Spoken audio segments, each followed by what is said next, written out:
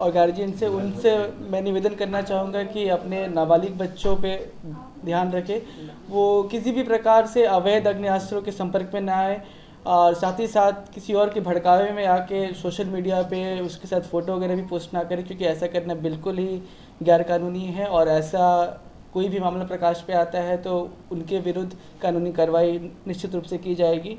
ये ऐसी उम्र होती है जब बच्चों का ये बहकना काफ़ी आसान होता है।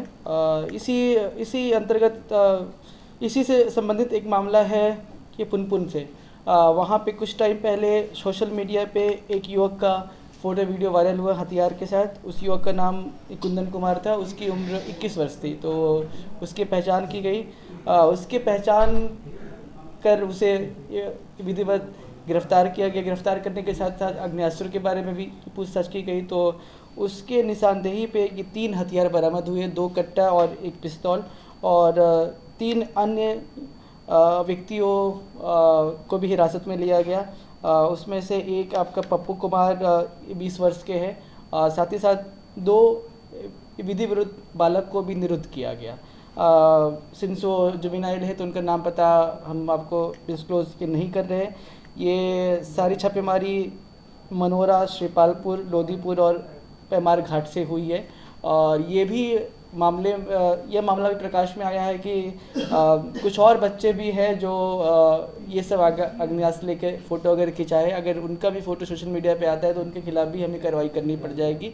और इस उम्र में अगर कि बच्चे आग्नेयास्त्र संपर्क में आते हैं तो उनके लाइफ करियर के लिए भी अच्छा नहीं, साथ ही साथ समाज के लिए भी अच्छा नहीं है। तो ये पेरेंट्स की बड़ी जिम्मेदारी है कि अपने बच्चों पे का ध्यान रखें और उनकी गतिविधि पे नज़र रखें, ताकि वो इस उम्र में किसी भी प्रकार से गैरकानूनी व्यक्तियों के संपर्क में नहीं आए अथवा कोई भी गैरकानूनी काम ना करें। ये क्या शौक से?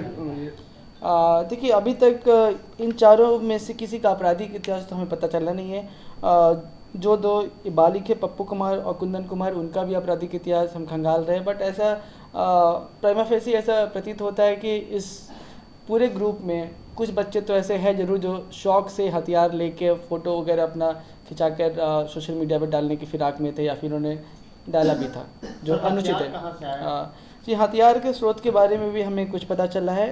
FIR में कुछ और व्यक्तियों को भी नामजद किया गया है जो हथियार के स्रोत हो सकते हैं। और अभी ऐसा ये पता चल रहा है कि वो स्टेट के बाहर है, तो उनके विरुद्ध भी हम कार्रवाई करेंगे। उनके विरुद्ध भी हम और आसूचना संकलन कर रहे हैं और उनकी भी गिरफ्तारी की जाएगी। नहीं सर, इन लोगों ने बताया कि हथियार जी, हथियार के स्रोत के रूप में एक व्यक्ति का नाम आया है जिसने इन्हें हथियार दिया था, तो उनके विरुद्ध भी हम कार्रवाई कर रहे हैं। पता था कि ये लोग वीडियो बनाएंगे या फिर किसी आपराधिक ये इस मामले में स्थिति स्पष्ट नहीं है, क्योंकि जैसे जो 4 व्यक्ति गिरफ्तार हुए उसमें से 2 व्यक्तियों की उम्र तो 20 और 21 साल है, तो वो निश्चित रूप से कोई आपराधिक कांड कर सकते थे। बाकी 2 जो जुवेनाइल हैं वो 8th और 9th क्लास के बताए जा रहे हैं।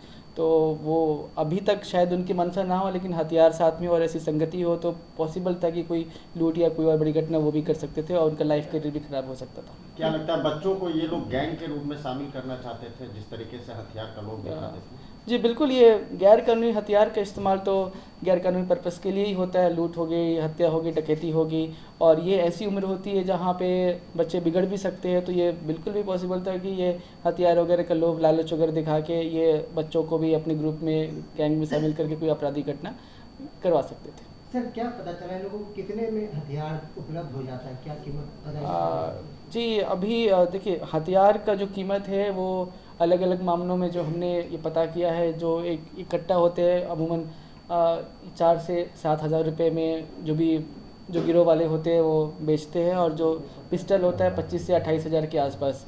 परंतु इस मामले में ऐसा कोई ट्रांजैक्शन हुआ था नहीं हुआ था ये अभी तक स्पष्ट नहीं है। और हथियार के जो भी सप्लायर है उस पर हम लगातार ही हम कार्रवाई कर रहे हैं और एक सप्लायर के पीछे पड़े हैं, उनके खिलाफ आसूचना संकलन भी किया जा रहा है और लगातार कार्रवाई की जा रही है। जैसा कि आप देख सकते हैं, रोज ही अवैध आग्नेयास्त्र की पटना पुलिस के द्वारा रिकवरी हो रही है। ये लोग सर किराए पे हथियार लिए थे या फिर जी, इसमें से कुछ लोगों ने तो हथियार परचेज़ किया था, और हथियार फ़ोटो वगैरह खिंचाने के लिए एक हाथ से दूसरे हाथ भी ट्रांसफ़र हुआ है। इस मामले में ये भी निकल के आया है।